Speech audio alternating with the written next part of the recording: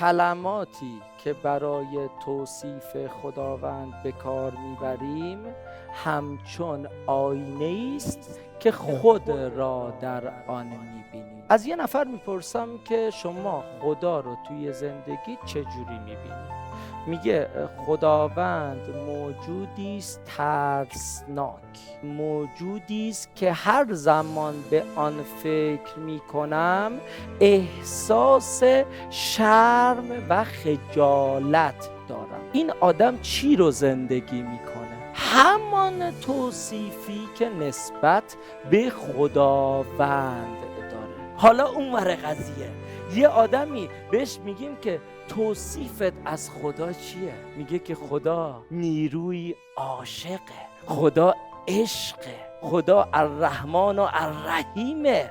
کسی که این شکلی نگاه میکنه میگه من خدا رو موجودی بخشنده میدونم، نمیتونه از آدما کینه بگیره، آدما در حقش بدی میکنن که بخشیدم